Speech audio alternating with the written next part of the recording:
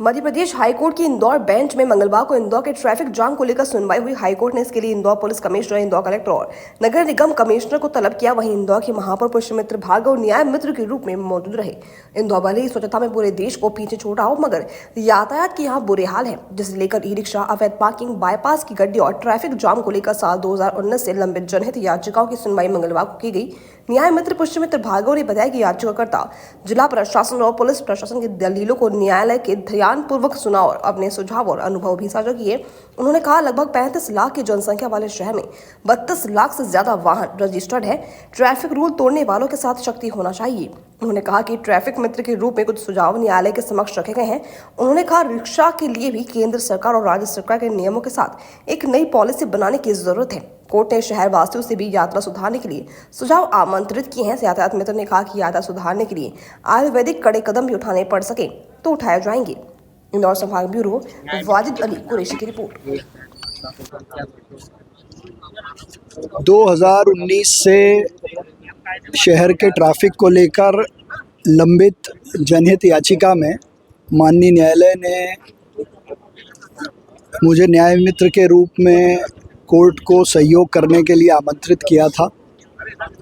इंदौर शहर का जिला प्रशासन, पुलिस प्रशासन, याचिकाकर्ता और सबकी बात न्यायालय ने धैर्य से सुनी।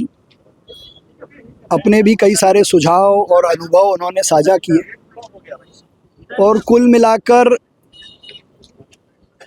32-35 लाख की जनसंख्या वाले इस शहर में जब 32 लाख से ज़्यादा वाहन पंजीकृत हों और नियम तोड़ने वालों पर कार्रवाई को लेकर सख्त कदम उठाने की ज़रूरत हो, तो कई सारे सुझाव आए।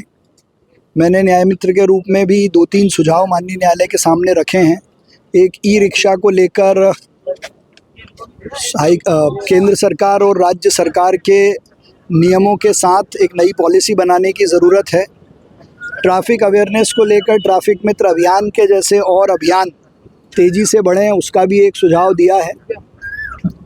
टू व्हीलर का जो नियम तोड़ने पर चालान बनता है, उसकी वसूली को लेकर माननीय न्यायालय ने बहुत अच्छा सुझाव दिया है कि इंश्योरेंस चूँकि हर साल होता है, तो वो इंश्योरेंस कराते समय उस चालान की वसूली हो और सभी विभागों के बीच में, चाहे पुलिस विभाग हो, यातायात विभाग हो, जिला प्रशासन हो और नगर निगम हो, इनके बीच में कोऑर्डिनेशन की दृष्टि से एक कमेटी हो जो लगातार इन विषयों को बैठकर ठीक करती रहे।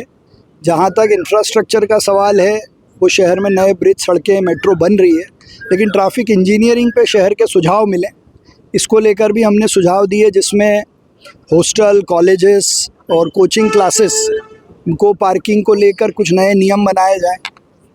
शहर में on street, of street parking को लेकर भी गहराई से माननीय न्यायालय ने बात सबकी सुनी है और न्यायालय ने एक बात बहुत स्पष्ट की थी कि कोर्ट ने सभी को शहर की यातायात व्यवस्था को ठीक करने के लिए सुझाव देने के लिए बुलाया है और सबके सुझाव लेकर मुझे विश्वास है कि शहर हित में कुछ अच्छे दिशा निर्देश हमको मिलेंगे।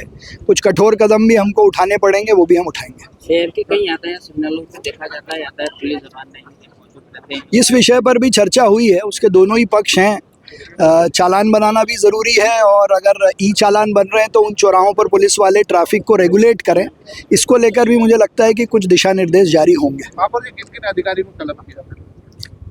आज इस प्रकरण में इंदौर के कलेक्टर, पुलिस कमिश्नर, नगर निगम के कमिश्नर थे। उन्होंने अपना जवाब भी प्रस्तुत किया और जो 15 प्रश्न कोर्ट ने पूछे थे उनका भी सब हमने विस्तार से जवाब भी दिया है और वो एक जवाब की कॉपी आपको भी उपलब्ध करा देंगे। जैसे ई रिक्शाओं की संख्या बढ़ती जा रही है, वही मैंने कहा ना, ई रिक्शा को लेकर पॉलिसी बनाने के मुझे लगता है कुछ दिशा निर्देश जारी होंगे।